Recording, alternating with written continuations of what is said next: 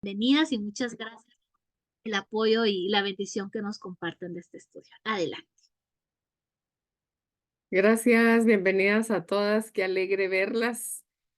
Vamos a iniciar el día de hoy con el capítulo 2, la llegada del Espíritu Santo, pero no sin antes hacer un resumencito, ¿verdad? Del capítulo 1 de la promesa del Espíritu Santo y de ese momento que yo no sé si ustedes se han puesto a pensar si a nosotros nos hubiera tocado ver esa partida del Señor cuando estaba con los discípulos, ¿verdad? Y cómo fue levantándose del piso y a los, ¿qué? Fueron los 50 días que Él se apareció, pero qué belleza verlo irse y desaparecer en las nubes y mensajeros que vinieron a decirles, ¿verdad? Que iba a esperarnos en un futuro, ¿verdad? En conclusión. Entonces, voy a compartir ahorita pantalla de mi presentación. Denme un segundo. ¿Me avisan, por favor, si lo miran? ¿Si la Sí, ven? Miss, ya se ven. Ok, gracias. Bueno, Hechos 2, ¿verdad? Y otro resumencito aquí, que esa sociedad de aquel entonces, ¿verdad? Ustedes saben que estaba el Imperio Romano y el Imperio Griego, ¿verdad? Eran la influencia mayor que habían. Em, los griegos se caracterizaban por un arte extraordinario como ningún otro de los imperios ha tenido. Ustedes podrán ver esculturas, mármol y todo eso, ¿verdad? Y los dos tienen en común adorar a otros dioses. Los romanos, a pesar de que eran los que estaban gobernando, no impidieron que los griegos continuaran con sus adoraciones, ¿verdad? Entonces eran similares y hasta cambiaron de nombres de dioses, pero eran similares, ¿verdad? Practicaban sacrificios con seres humanos, especialmente cuando sacrificaban niños. Bueno, ustedes saben que las historias de las civilizaciones antiguas así eran, ¿verdad? Entonces, Lucas y Hechos tienen el estilo de biografía e historia como los griegos, porque se cree que el doctor Lucas era griego. Entonces, tiene la cultura y la educación griega, ¿verdad? Y vamos a ver también más adelante, ¿verdad? El encarcelamiento de Pablo, ese sistema legal que hay, las normas que habían y que los discípulos hablaban griego. Esa era una característica. Acuérdense que también está el arameo y está el griego koiné, ¿verdad? Entonces, Pablo es uno de los que sobresalen, ¿verdad? Bueno, entonces aquí viene este tema especial, el día de Pentecostés. Muchas veces han habido comentarios. Este es un tema muy controversial, ¿verdad? El día de Pentecostés, y se los quiero leer. Dice, cuando llegó el día de Pentecostés, todos ellos estaban juntos en el mismo lugar. Yo tengo una versión Reina Valera contemporánea. De repente, un estruendo como de un fuerte viento. La palabra como es un símil en la literatura bíblica, es una comparación que se hace, ¿verdad? La palabra como. Entonces dice que era un estruendo como de un fuerte viento eh, vino del cielo. Pudo haber sido tal vez como un trueno o como el ruido de un huracán, ¿verdad? No sé, cuando sopla con toda su fuerza y llenó toda la casa donde se encontraba. Entonces aparecieron unas lenguas como también se compara como lenguas. No dice en la Biblia que eran lenguas de fuego, ¿verdad? Sino como lenguas que se repartieron y fueron a posarse sobre cada uno de ellos. Todos ellos fueron llenos del Espíritu Santo y comenzaron a hablar en otras lenguas según el Espíritu los llevaba a expresarse. En aquel tiempo vivían en Jerusalén judíos piadosos que venían de todas las naciones conocidas. Al escucharse aquel estruendo, la multitud se juntó, se veían confundidos porque los oían hablar en su propia lengua. Y el comentario que tengo yo aquí dice, Otras lenguas. El fenómeno de hablar en otras lenguas, los oyentes entienden, es una anticipación simbólica de la predicación del Evangelio a todas las naciones, en todos los idiomas, ¿verdad? Tiene su parecido con el hablar como profeta. Y dice, vamos a ver, permítame. Muchos de ellos hablaban o conocían otras lenguas, además del arameo, que era la lengua comúnmente hablada en Jerusalén. De alguna manera la lista honra el poder militar y conquistador de Roma, pero aquí se considera sin duda como honra a Dios, cuyo pueblo precede todas las naciones bajo el cielo. Entonces, el territorio que abarcaba en aquel entonces, cuando se juntaron en Jerusalén, dice que era de África hasta Persia. Habían diferentes idiomas entre ellos, ¿verdad? Estaban unánimes juntos. Ya el Señor ya no estaba, ya el Espíritu Santo vino sobre ellos, sobre sus corazones, esa llenura del Espíritu Santo que hizo que, vamos a ver más adelante, que Pedro da su primer discurso ya sin miedo, ¿verdad? Ya no escondido, como cuando murió Jesús.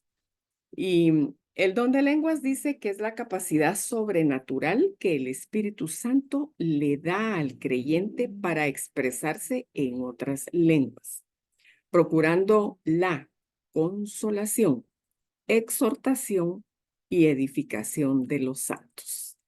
Y Hechos 2 del 1 al 4, ¿verdad? Ya se los leí. Pero cuando nosotros leemos el Nuevo Testamento, necesitamos ver a veces referencias con otros libros, ¿verdad? Entonces, en 1 Corintios 14 dice, ahora bien, hay diversidad de dones, pero el Espíritu es el mismo. Y hay diversidad de ministerios, pero el Señor es el mismo. Y hay diversidad de operaciones, pero Dios que hace todas las cosas en todos es el mismo. Pero a cada uno le es dada la manifestación del Espíritu para provecho, porque a este es dada por el Espíritu palabra de sabiduría, a otro palabra de ciencia, según el mismo Espíritu, a otro fe por el mismo Espíritu y a otro dones de sanidades por el mismo Espíritu, a otro el hacer milagros, a otro profecía, a otro discernimiento de espíritus, a otro diversos géneros de lenguas y a otro interpretación de lenguas. Pero todas estas cosas las hace uno y el mismo espíritu, repartiendo a cada uno en particular como él quiere. Y en 1 Corintios 14 también dice, el que habla en lengua extraña, a sí mismo se edifica, pero el que profetiza edifica a la iglesia. Yo les quiero hacer aquí un comentario porque nosotros recientemente estudiamos Hechos y el profesor, pues salió el tema, ¿verdad? De hablar en lenguas y yo le hice la pregunta, que él dijo que él hablaba lenguas.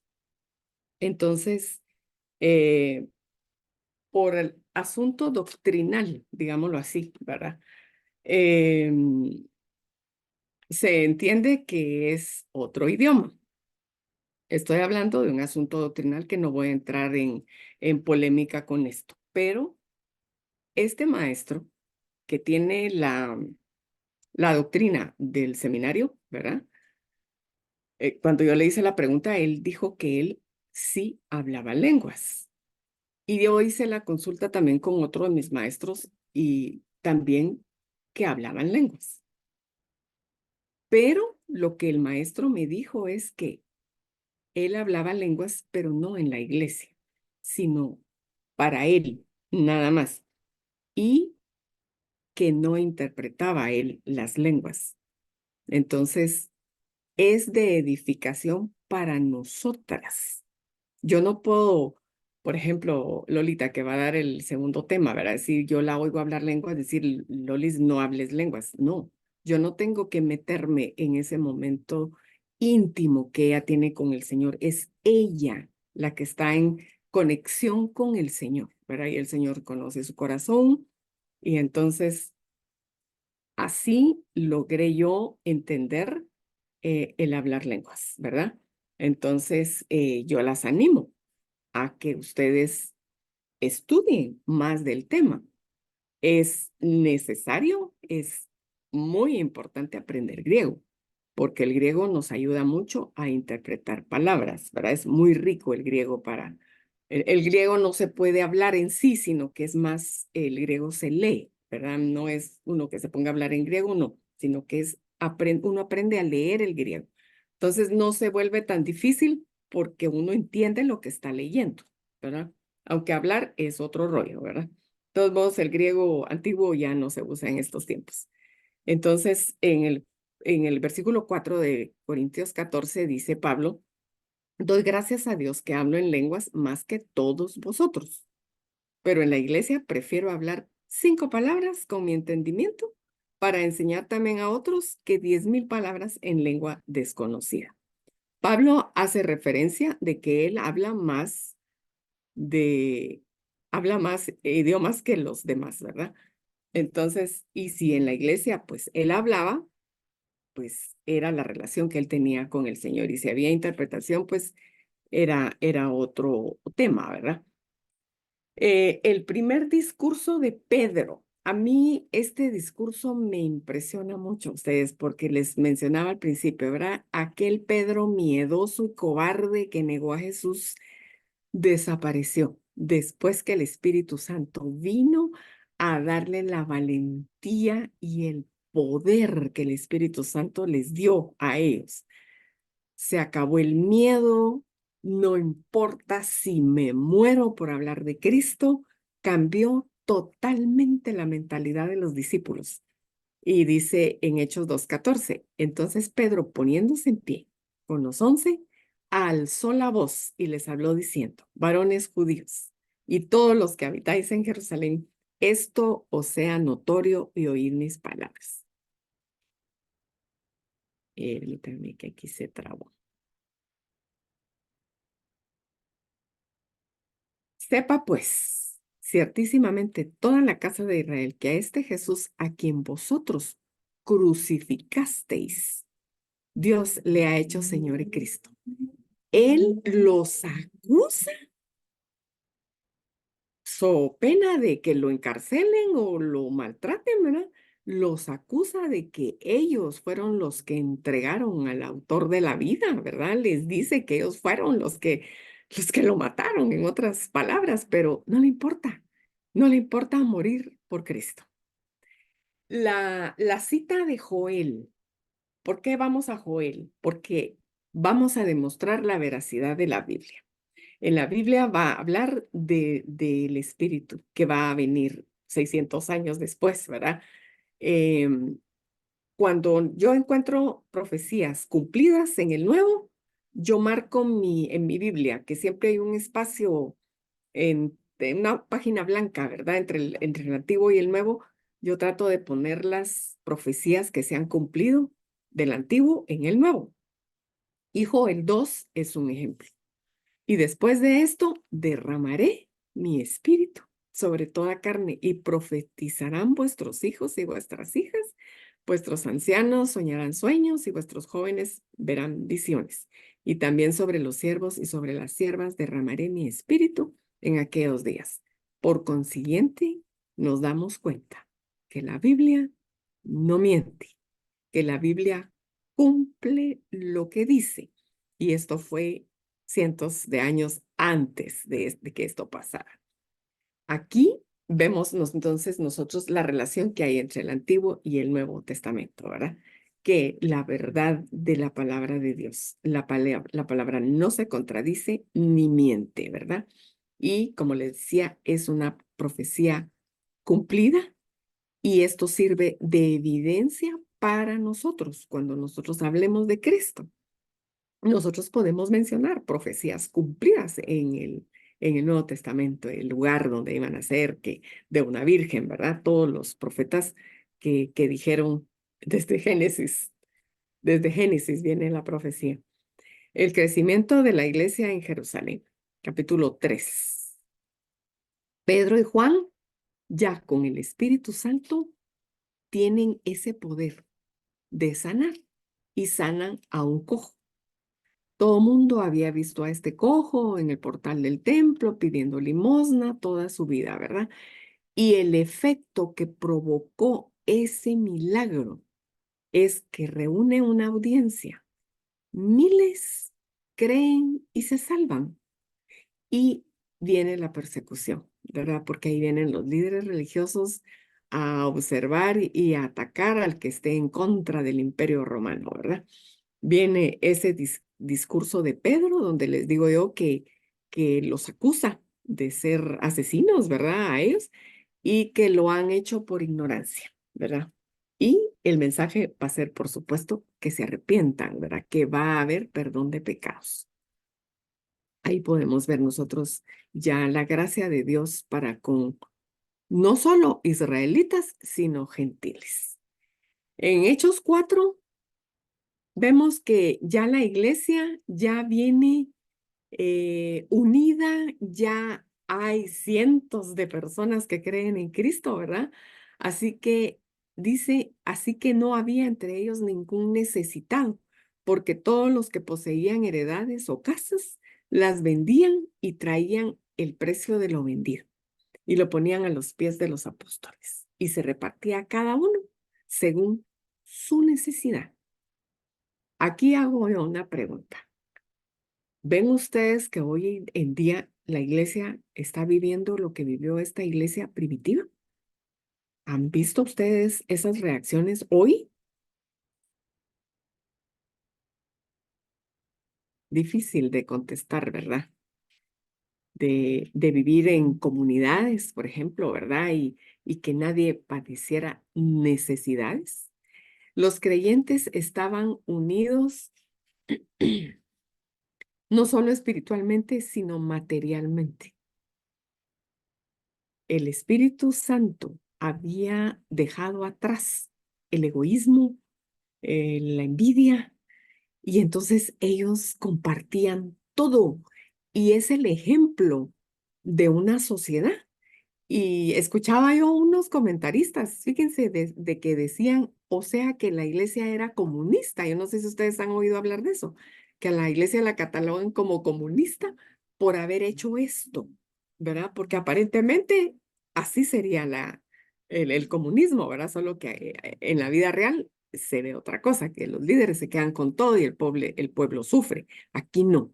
Aquí es el Espíritu Santo el que guía y pone en los corazones el dar, porque para mí dos verbos hay en la Biblia que son para mí muy importantes: obedecer y dar.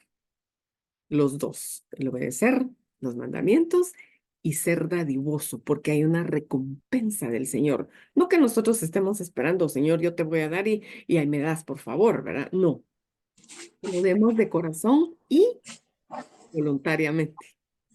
La venta de los inmuebles dice que era voluntaria. ¿Alguien tiene abierto un micrófono? Por favor, disculpen, ¿podrían apagar micrófonos?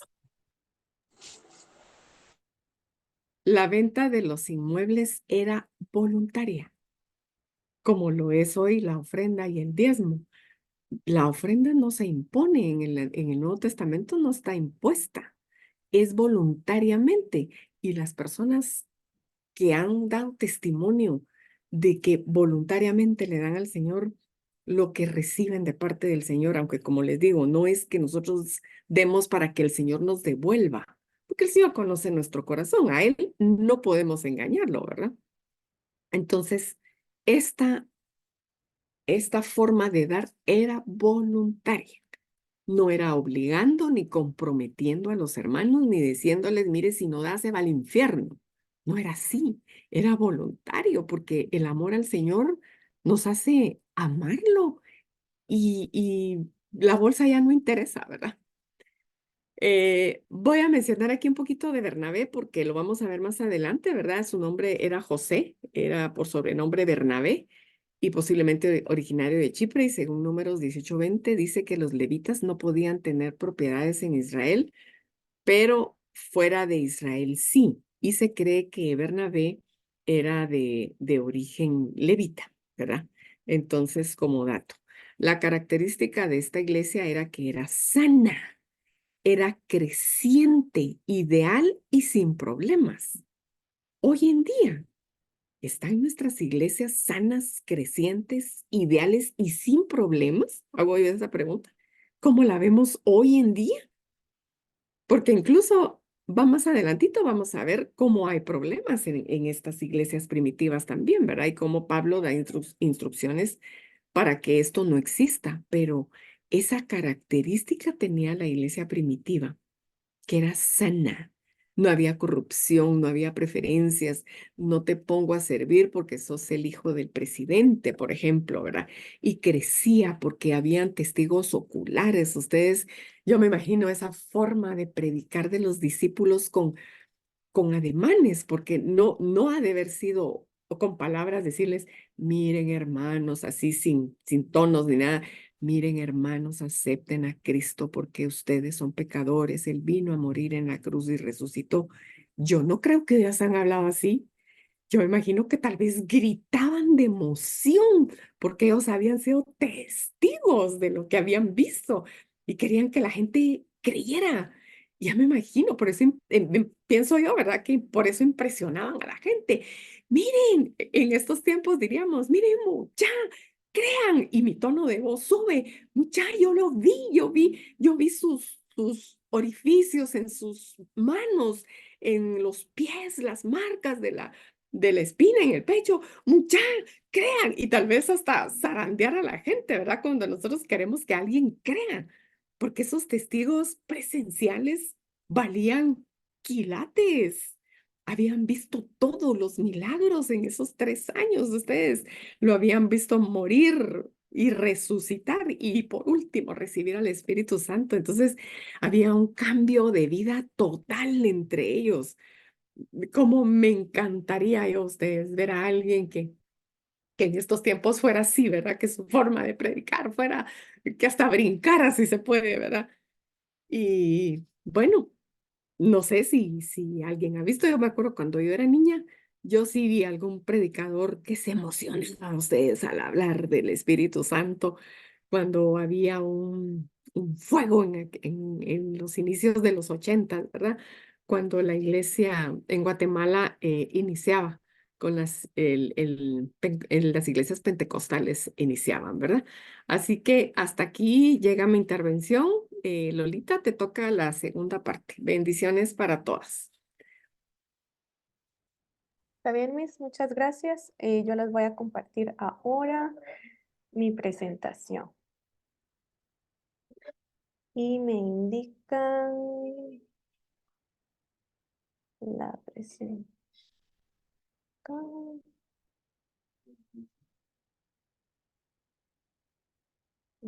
me indican si la pueden ver. Sí, bueno. Entonces vamos a seguir con la segunda parte de la clase, como nos decía Miss Lesbia, ¿verdad? La iglesia primitiva era una iglesia que se preocupaban los unos por los otros. Dice la palabra que no había necesidad entre ellos porque prácticamente todos daban lo que tenían para cubrir las necesidades de todos. Ahí era de todos y para todos, ¿verdad? Y también la Miss nos hizo referencia que los principios de la iglesia, las características que tenía era que era una iglesia sana, ¿verdad? Había crecimiento de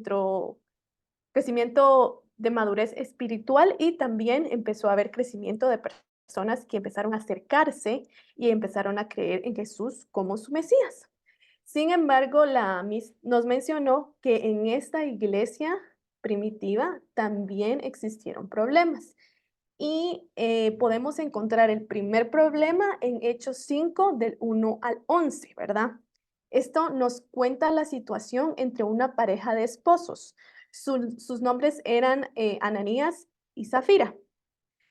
A grandes rasgos, porque les recomiendo que estemos leyendo todo el capítulo de Hechos, ya que tiene muchísima información y lo que les damos acá, pues prácticamente son pinceladas, pero como dijo la Miss, las exhortamos a que estudien, a que investiguen y ustedes van a darse cuenta de todas las cosas asombrosas que sucedieron en ese momento y cómo sucedieron a detalle, ¿verdad?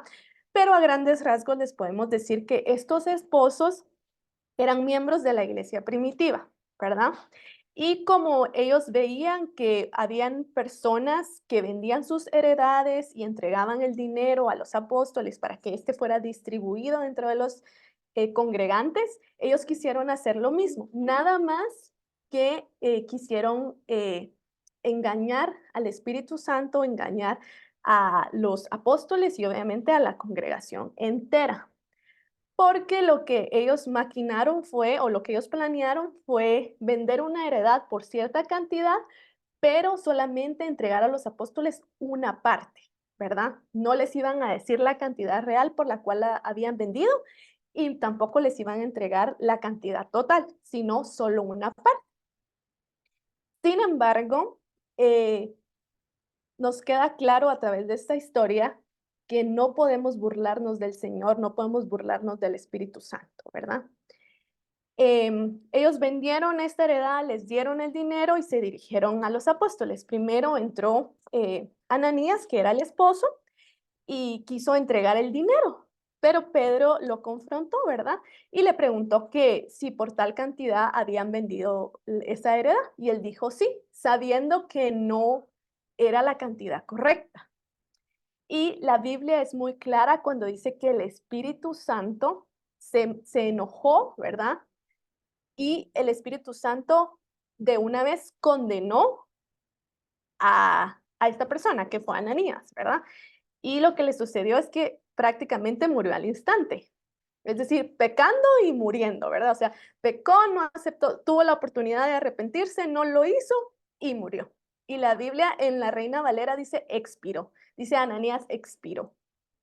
Entonces a Ananías se lo llevaron y lo enterraron, pero a todo esto la esposa no sabía qué había pasado con él. Y entonces entra la esposa, Zafira, con los apóstoles y le vuelven a preguntar, ¿verdad? Miren, ustedes vendieron a esta heredad por tanto. Y ella, encubriendo a su esposo, dijo sí, cuando no era verdad.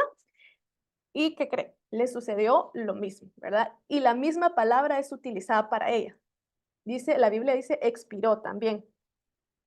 Entonces, ambos cometieron el pecado, tuvieron la oportunidad de arrepentirse, por decirlo de alguna manera, no lo hicieron y automáticamente el Espíritu Santo los condenó a muerte, ¿verdad? Ahí sí fue literal, la paga del pecado es muerte.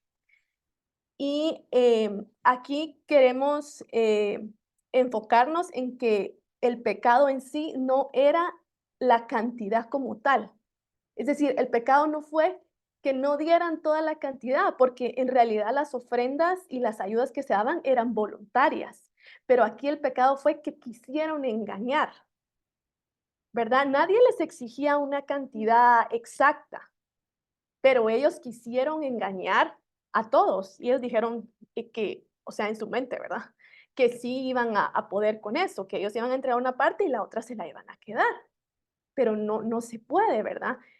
Más bien hubiesen podido decir, mire, esta heredad la vendimos por tanto, pero solo vamos a dar esto. Es diferente, están siendo honestos, están entregando lo que realmente está en su corazón de manera voluntaria. Pero ellos no lo hicieron así, desobedecieron, mintieron y quisieron engañar al Espíritu Santo y esa fue la consecuencia, bastante grave. Y esta no es la única situación donde podemos encontrar este tipo de engaño, ¿verdad? También hay en Josué 7, cuando puedan leerlo, porque también es una situación en donde un israelita llamado Acán intentó burlarse del Señor y del pueblo entero de Israel y él y su familia tuvieron consecuencias graves, ¿verdad? Así en resumen, antes de conquistar Jericó, Dios había dado la orden de no tomar nada, ningún tipo de bien ni nada. Pero este israelita desobedeció y tomó ciertas cosas de valor y las enterró, ¿verdad? En su carpa él las enterró y no dijo nada y él pensó, nadie se va a dar cuenta. Cuando Josué mandó creo que fueron 3,000 hombres para que conquistaran otra tierra, que era la tierra de Ai, que estaba cerca de Jericó, los hombres que envió estaban seguros que iban a conquistar esa tierra, que el Señor estaba de su lado y que iban a salir victoriosos de esa conquista. Pero a todo esto ya había habido un hombre pecador, ¿verdad? Ya se había cometido un pecado en contra de Dios. Cuando estos hombres enviados por Josué van a conquistar la tierra de ahí, resulta que pierden, ¿verdad? Pierden, mueren 36 hombres de estos, regresan derrotados y con vergüenza y muy tristes, ¿verdad? Dice que cuando llegaron a dar la noticia de que habían sido vencidos, Josué se rasgó sus ropas, ¿verdad? O sea, la derrota para ellos fue ahí sí que un dolor tan fuerte porque prácticamente ellos sintieron que Dios los había abandonado, ¿verdad? Y Josué incluso fue delante del Señor, ¿verdad? Y le dijo que, Dios, ¿por qué no nos permitiste ganar esa batalla? Entonces, cuando Josué estaba ahí con el Señor y lamentándose de la derrota, el Señor habló y dijo, en el pueblo de Israel hay un anatema, dice la Biblia, que se puede traducir como maldición. ¿Por qué había maldición? Porque Acán había pecado, ¿verdad? Entonces Josué se, o sea, le dijo a Dios, pero ¿cómo, verdad? ¿Cómo sucedió esto? Y el Señor habló, ¿verdad? Y prácticamente lo que dijo fue que había alguien que había cometido pecado y que por favor, que el Señor lo iba a revelar y que llamara a las tribus, ¿verdad? Que él iba a revelar de qué tribu era este israelita que había desobedecido. Y Josué así lo hizo, ¿verdad? Habló con las tribus y les dijo que al día siguiente se tenían que presentar porque el Señor iba a revelar quién había pecado, ¿verdad? Y así fue. Llamaron a la tribu de Acán eh, y a la familia específicamente de Acán. Imagínense cómo estaba Acán en ese momento, él creyendo que no le iban a descubrir porque pues eran tantos, ¿verdad? ¿Cómo se iban a dar cuenta? Pero no, justamente el Señor apuntó a la tribu de Acán, apuntó a la familia de Acán, y ya cuando la familia de Acán dio el paso al frente de que ellos eran los que habían sido acusados por el Señor, Acán tuvo que reconocer su pecado, ¿verdad? Y cuando lo reconoció, tuvo que pagar las consecuencias. Y estas fueron que Acán y su familia, imagínense, Acán y su familia fueron apedreados y los quemaron sus pertenencias y qué, o sea, cómo podemos ver acá, tanto en la historia de Acán y la historia de estos esposos, que al querer intentar engañar al Señor, lo único que vamos a lograr son graves consecuencias que pueden incluso afectar a las personas que más amamos en esta tierra, ¿verdad? Entonces, ese es el primer problema que encontramos en la iglesia, ¿verdad? Y podemos ver también cómo él mismo fue resuelto, de qué manera, ¿verdad? Porque no se quedó como en, ay, bueno, los apóstoles dijeron, ay, bueno, ellos traen solo esto, quedémonoslo y no digamos nada. Hagamos como que si ellos nunca intentaron pecar, nunca intentaron engañar, ¿verdad? Porque fue el mismo Espíritu Santo quien le ayudó a Pedro a discernir que ellos no estaban diciendo la verdad. ¿Cómo enfrentaron los apóstoles este problema? Bueno, primero tuvieron madurez y discernimiento. Y si se dan cuenta, en la palabra nunca dice que Pedro condenó a los esposos. O sea, él los enfrentó, mas no emitió juicio hacia ellos. El juicio vino directamente al Espíritu Santo, ¿verdad? Esta acción o esta resolución de este primer problema, podríamos llamarlo, fue un ejemplo para los demás, ¿verdad? Tanto para los que ya creían como para los que aún no creían. Hizo que más personas vinieran a los pies de Jesús y creyeran no solo en el ministerio de Jesús, pero también en Jesús como su Mesías. Y al haber más personas, pues obviamente la iglesia fue creciendo en número y obviamente en madurez, ¿verdad? Empezaron a haber muchos milagros por parte de los apóstoles, habían sanidades, como contó la Miss, y pasaban cosas buenas para las personas que creían. Sin embargo, esto causó otros problemas, ¿verdad? Y dentro de estos tenemos la persecución. La enseñanza de los apóstoles sobre Jesús despertó muchos celos en los líderes judíos religiosos. Y por esta enseñanza los encarcelaron. Yo no sé si ustedes han tenido la oportunidad alguna vez de asistir a un centro de detención, alguna cárcel, donde la gente está privada de libertad. Y la verdad es que no es fácil. No es nada fácil. Las personas duermen por lo menos aquí en Guatemala, prácticamente en el piso.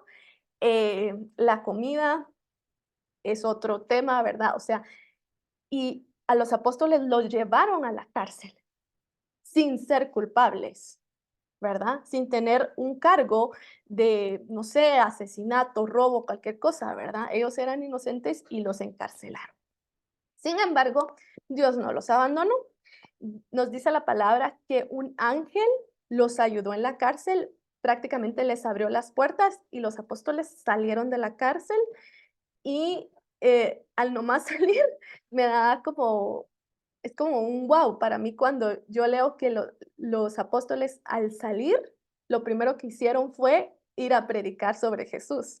O sea, la razón por la cual los habían encarcelado a ellos no les importó, ¿verdad? Porque igual siguieron predicando de Jesús.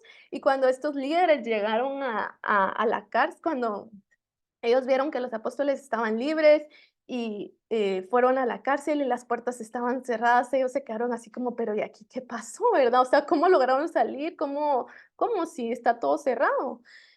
Y pues no hay otra explicación más que fue el ángel el que los ayudó y obviamente el que ellos salieran de la cárcel fue un milagro que Dios permitió, ¿verdad? Porque sabía la causa por la cual estaban pasando esa dificultad y la causa era el nombre de Jesús.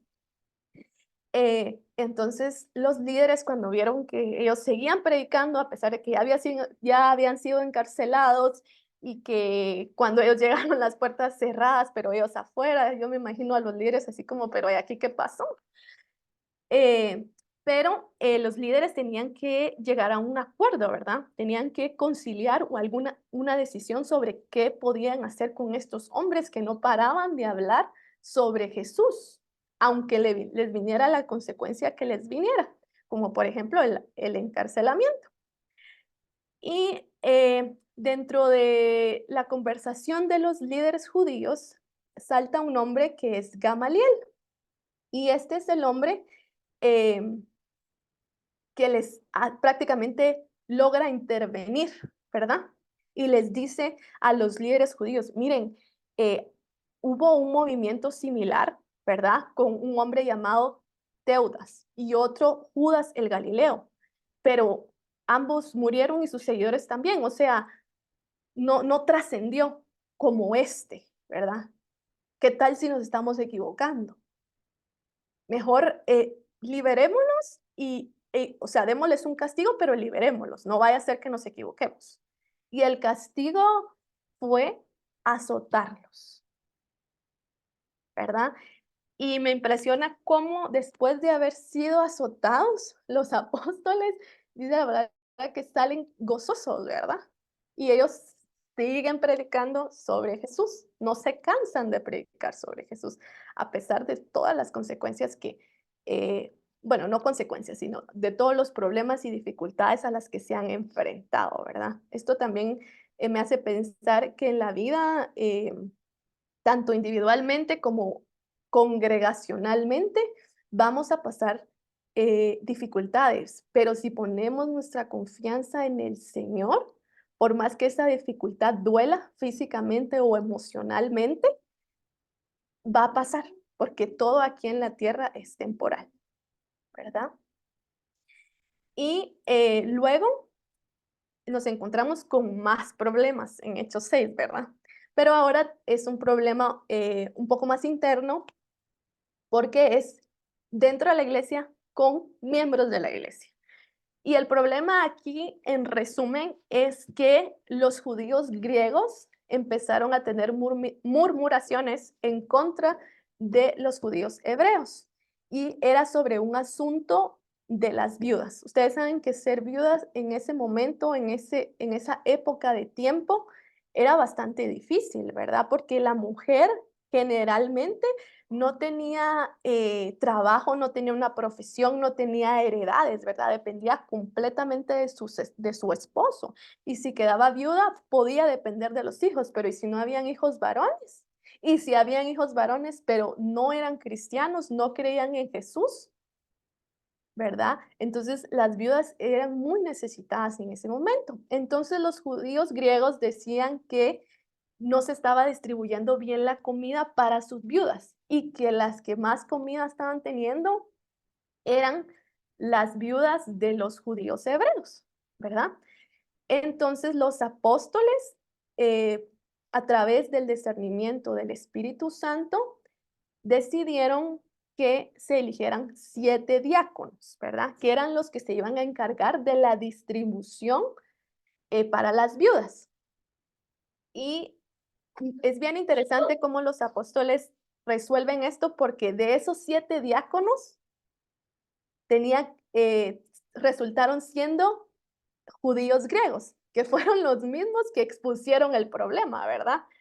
Entonces prácticamente fue como, bueno, ustedes los expusieron, ustedes también van a ser parte de la resolución, ¿verdad? Y por supuesto, habían requisitos para ser diáconos, no era solo ser judío o griego, dice la palabra que eran hombres llenos del Espíritu Santo, eran hombres íntegros, eran hombres obedientes. Y, y además, los apóstoles no podían como que ponerse ellos a ver cómo estaba la distribución, porque esa no era su tarea principal era predicar el nombre de Jesús, ¿verdad? Predicar el evangelio, enseñar, orar. Eh, entonces, tuvieron que designar esa tarea y lo hicieron de esa manera que les digo, eligiendo 7 diáconos que eran hombres íntegros, ¿verdad? Y así fue como lo resolvieron. Entonces, dentro de estos 7 diáconos, habían 2 que vamos a ver qué sucedió con ellos. Uno fue Esteban y el otro fue Felipe, de los 7, ¿verdad? Esteban, como tenía esa característica de un hombre lleno del Espíritu Santo, hacía muchas cosas buenas, es decir, oraba por las personas, ayudaba en sanidades, bautizaba, hacía todo lo del ministerio, ¿verdad? Prácticamente lo que nos ha mandado nuestro Señor hacer, ¿verdad? Entonces él cumplía siendo un seguidor de Jesús. Y esto causó mucha envidia dentro de los judíos del norte de África, tanto que lo cuestionaban, le hacían preguntas como para hacerlo caer o quedar mal, ¿verdad? Si se dan cuenta, es una estrategia muy parecida a la que usaban con Jesús, ¿verdad? Sin embargo, Esteban estaba tan lleno del Espíritu Santo que él siempre respondía con sabiduría y discernimiento. Entonces, los argumentos de los líderes religiosos o de los judíos eh, del norte de África prácticamente se caían, no tenían validez, porque Esteban tenía fundamentos para responderles, ¿verdad? Pero era a través de la guianza del Espíritu Santo que él podía responder con esa sabiduría con la cual lo hacía. Esto levantó muchas envidias, muchos celos entre los líderes religiosos y al punto que eh, fueron estos mismos judíos del norte de África que empezaron a levantar falsos y calumnias en contra de Esteban, al punto de que Esteban tuvo que llegar delante de los líderes del Sanedrín, ¿verdad? O sea, em, y prácticamente fue juzgado, ¿verdad? En ese momento, es de lo que hablábamos en la primera clase, cuando les hicimos la introducción del libro de Hechos, ¿verdad? Que les dijimos que íbamos a ver diferentes juicios, ¿verdad? Este es uno de los primeros que se da. Fue prácticamente un juicio donde Esteban no tuvo abogado, no tuvo otro apóstol, discípulo que lo defendiera. Era él y el Espíritu Santo con él, ¿verdad? Y esto está en el capítulo 7. También las animo a que lo lean para que vean de la manera en que se defendió Esteban, ¿verdad? Pero a grandes rasgos podemos decir que cuando él fue llevado ante los líderes religiosos, dice la palabra que ellos vieron en la cara de Esteban como si fuera un ángel. Imagínense cuán lleno él estaba del Espíritu Santo para que estos líderes lo vieran de esta manera, ¿verdad? Entonces, estos líderes lo confrontaron a Esteban porque según ellos, él venía a cambiar la ley de Moisés y hablaba sobre Jesús de Nazaret, lo cual estaba prohibido en ese momento.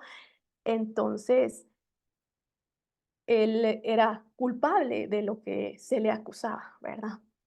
Sin embargo, él se defiende, ¿verdad? Y les dice que fueron ellos los que desobedecieron la ley de Moisés. Fueron ellos los que mataron a Jesús.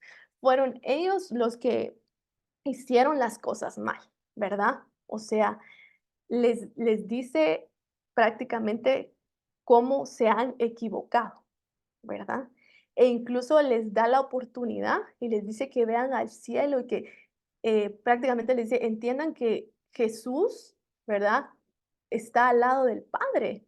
Y dice que los judíos, los líderes, estos religiosos, no quisieron escucharlo, ¿verdad? No, sabemos que el pueblo judío, pues, ha tenido un precedente de que no cree en Jesús, ¿verdad? Y en ese momento esos judíos, esos líderes religiosos, no dejaron que lo que Esteban estaba diciendo, ellos no lo querían creer, ¿verdad? Y se ponen tan furiosos con las palabras con las que se defiende Esteban, que prácticamente Esteban se defiende con la verdad. Ellos enfurecen al punto que lo empiezan a apedrear, ¿verdad? Y aquí hay que poner atención porque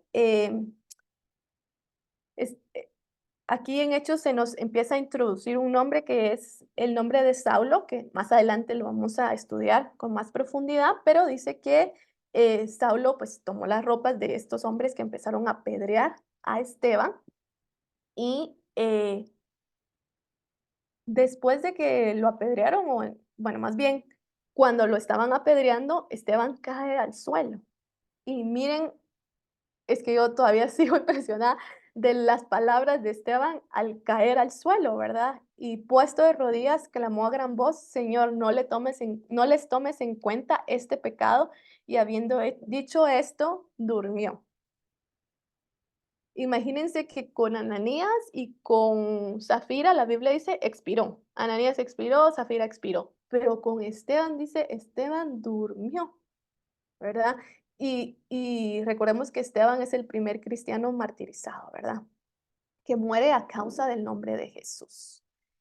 Entonces, cuando estudiábamos esto con las otras maestras, nos preguntábamos, ¿verdad? ¿Cómo fue el encuentro de Esteban con el Señor, verdad? Ya cuando pasó a la vida eterna, ¿verdad? Entonces, pues aquí también podemos ver una vez más cómo eh, cuando somos seguidores de Jesús, pues hay dificultades, ¿verdad? En ese tiempo hubo persecución, ahora por supuesto que también hay en diferentes partes del mundo, ¿verdad? Em, en Guatemala como tal, que es el país donde yo vivo, pues yo realmente nunca he escuchado un caso específico de que hayan asesinado a alguien o hayan apedreado a alguien por predicar la palabra del Señor, pero sí he visto y he experimentado cuando alguien dice algo malo sobre los cristianos, ¿verdad?